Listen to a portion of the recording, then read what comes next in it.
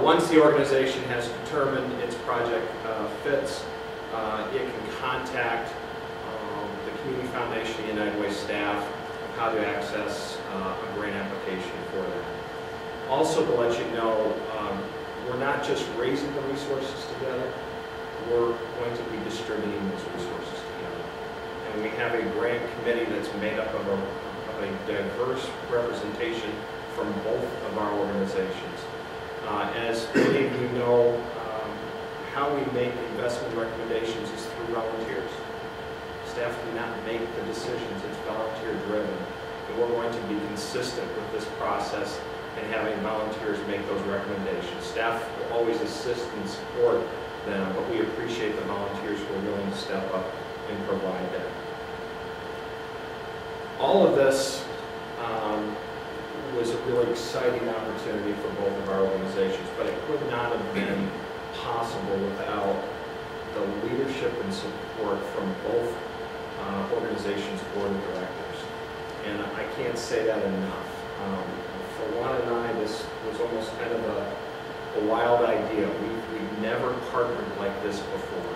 And it took leadership and vision from our board to say this is needed, this is possible, we can do this, and we support you. And there are many of you that are in the room today, and on behalf of both Juan and I, we want to say thank you to you for your support, especially for two of us being fairly new to the community. We couldn't have done it without you. I think also saying a special thank you to our staffs for how hard they worked. This wasn't something that we dropped a piece of the work that we were doing to take this on. This was all above and beyond everything else that we were doing in our organizations. So a special thank you to all of them for doing it. We are fortunate and blessed to have two wonderful leaders here at the table that played a key role in the Lifeline Initiative and the success in it. And I want to thank Barbara James from the Community Foundation and Paul Spouty for their leadership with this, and turn that over to them. Thank you, Mike, and good morning, everyone. I know Barbara and I have had the unique privilege to serve as chair of two outstanding community organizations, and I can assure you that we speak unanimously that every member of our board was very, very proud of this extraordinary effort, and we are pleased to be part of this program this morning. I'll turn it over to Barbara to announce our successes. Thank you, Paul, and thank you everybody for being here. It's a great morning for our community, and I really appreciate the opportunity to share our good news. As spoken to over the past several months, we've worked diligently to seek community support for this Lifeline Initiative. Today, we're pleased to announce that the Lifeline Initiative this year alone will provide up to $2 million in critical need funds to local nonprofits, with additional dollars being made available in 2011 and 2012. Because we remain focused on the true purpose of the Lifeline Initiative, addressing urgent community needs, we will not be revealing the incredible, generous donors by name. But it's important to say that without their faithful and substantial support, this effort would not have been possible. We have raised up to this point in time $2.7 million, hoping to raise $4 million to sustain this Lifeline Initiative that meets those community needs in a way that we've not focused on before. Immediate cash for basic community needs. We're excited about this opportunity and really appreciate everyone's help. And I'll only say one other thing: two new guys in town before they get great job. We appreciate them taking the lead to show us all how cooperation and collaboration can work and be successful in our community. Paul? Barbara, thank you. Again, it is a true, sincere thank you to all of our initiative donors, their leadership and their generosity, and most importantly, their love of this community. That has been very, very obvious. And the other point that I'll make is a commitment that we made to the donors and to the agencies, and that all the dollars raised will be distributed. So there will be no overhead expenses, etc.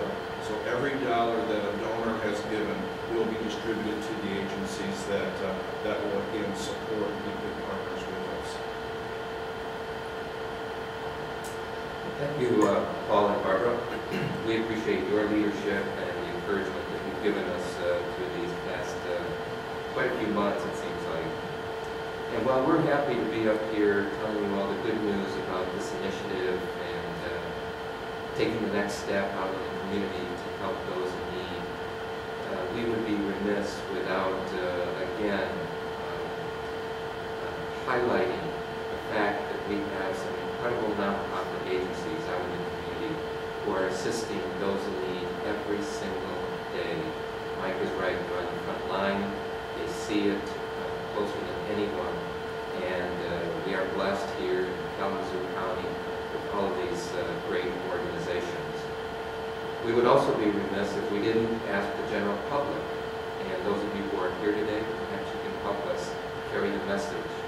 The general public, we hope, steps up and helps in their way, that everyone in our community should put out a lifeline in whatever way they can. There are many needs in the community, many ways of giving, both in time and financial resources. So, to the general public, we ask that they get a focus, where's your passion, get with the nonprofit organizations, and support them so that they can help people in need. We're very pleased in this community to have learned, both Mike and I, so much about the agencies that are helping out in the community. We hear their stories, both from the urgency, but also the successes that they're having, because there are generous people in this community. So, please, cast your lifeline to the folks out there who need it.